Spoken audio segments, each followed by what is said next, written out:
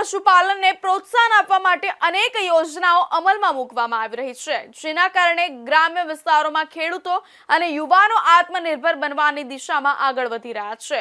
સુરત જિલ્લાના બારડોલી તાલુકાના કણાઈ ગામના એક ખેડૂતે પણ પશુપાલનને આવકનું સશક્ત સાધન બનાવી સફળતા પ્રાપ્ત કરી છે।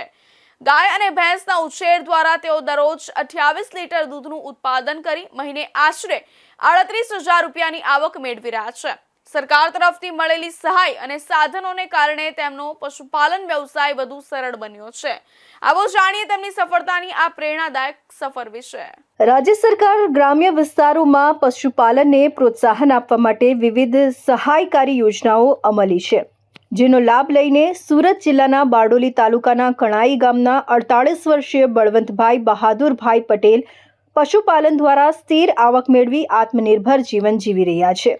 ધોરણ 12 સુધી અભ્યાસ કરનાર પશુપાલક બળવંતભાઈ વર્ષોથી પરંપરાગત રીતે પશુપાલનનો વ્યવસાય કરે છે। હાલમાં તેમની પાસે 3 ભેંસ અને 2 ગાય છે, જેના વૈજ્ઞાનિક કાળજી અને નિભાવથી તેઓ દરરોજ આશરે 28 લીટર દૂધનું ઉત્પાદન કરે છે। દૂધનો મોટો ભાગ નજીકની ડેરીમાં ભરવામાં આવે છે, તેમજ થોડું આસપાસના નાગરિકોમાં વેચાણ કરીને મહિને અંદાજે 38,000 રૂપિયા જેટલી આવક પ્રાપ્ત કરી રહ્યા છે। રાજ્ય સરકારની સહાયકારી યોજનાઓના કારણે પશુપાલન વ્યવસાય વધુ સરળ બન્યો છે। ગાયોના નિભાવ ખર્ચ માટે સરકાર તરફથી તેમને દર મહિને 900 રૂપિયાની સહાય મળે છે। ઉપરાંત પશુઓ માટે ચારો કાપવાની પ્રક્રિયા સરળ બનાવવા ચાફ કટર મશીન પણ મળ્યું છે, જેના કારણે સમય અને મહેનત બંનેમાં બચત થાય છે।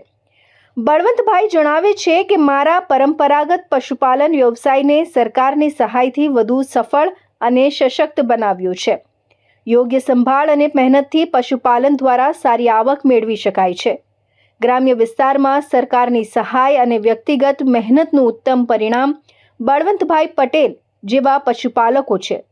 રાજ્ય સરકાર પશુપાલન ક્ષેત્રના ક્ષમતાવર્ધન માટે પશુ નિભાવ સહાય, ચારો વ્યવસ્થાપન, પશુ આરોગ્ય સેવા અને આધુનિક સાધનો જેવી સહાયથી પ્રોત્સાહન આપી રહી છે। મારું નામ બળવંતભાઈ બહાદુરભાઈ છે। હું કણાઈનો રહેવાસી છું। હું વર્ષોથી પશુપાલનનો વ્યવસાય કરું છું। મારું એક ટન દૂધ 28 લીટર દૂધ થાય છે। મને મહિને 38,000નો પ્રોફિટ થાય છે। અને મારી પાસે એક ચાપ કટર છે, એનાથી મને ઘણો ફાયદો થાય છે। કેટલા પશુ તમારે? મારી પાસે 3 પશુ છે અને 2 ગાય છે। આ યોજનાઓના કારણે ગ્રામ્ય વિસ્તારોમાં દૂધ ઉત્પાદન વધે છે અને પરિવારોને સ્થિર આવકનો સ્ત્રોત મળે છે।